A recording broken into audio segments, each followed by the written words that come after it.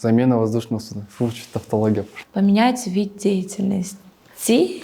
Да, лучше. Всем привет, меня зовут Алишер, это Айгерим. Сегодня мы будем отвечать на ваши вопросы, чем же занимаются агенты наземного обслуживания авиакомпании Air Astana и как стать одним из нас. И это топ-5 вопросов для агента наземной службы.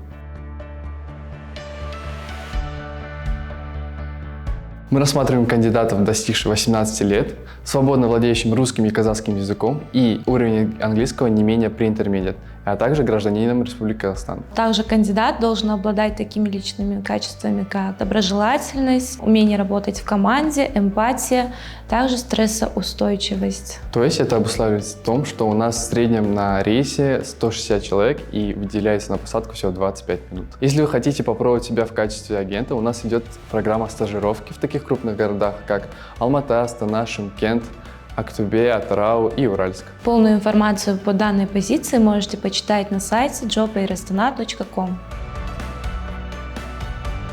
У нас предусмотрен сменный график рабочего дня, то есть дневные и ночные смены. В среднем у нас на одну смену выделяется от 25 до 30 сотрудников в зависимости от загруженности смены, также количества рейсов и аэропорта. Айгерим, как тебе удобнее работать в дневную или в ночную смену?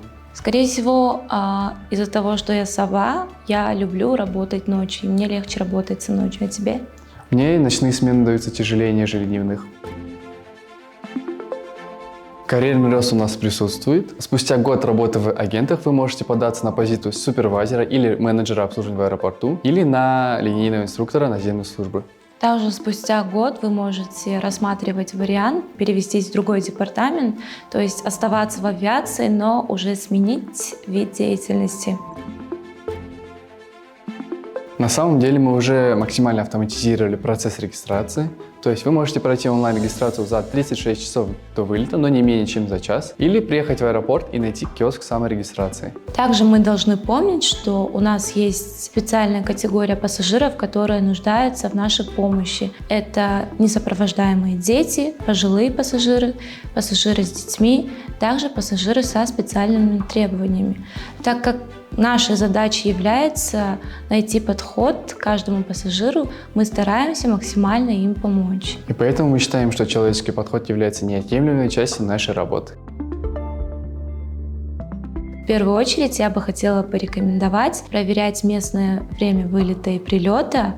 Чтобы не опоздать на свой рейс, вы можете зарегистрироваться онлайн, если это возможно. Также всегда перепроверяйте свой багаж и свою ручную кладь на наличие запрещенных в перевозке предметов. То есть мы не можем принять мед, либо варенье, если оно не в заводской упаковке. А также мы рекомендуем ознакомиться с правилами для въезда в ту или иную страну.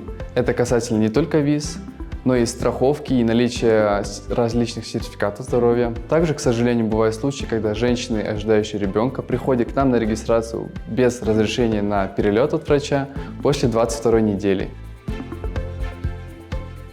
Во-первых, хочу сказать, что мы всегда стараемся посадить членов одной семьи рядом, но иногда по каким-либо причинам происходит замена воздушного судна, и, к примеру, если вы выбрали себе место 41Б на Боинге и была замена на Embraer, то физически этого места нет. Все это зависит от конфигурации воздушного судна. Либо же, к примеру, бывает, что члены одной семьи приходят на регистрацию в разное время, либо же у них разные брони.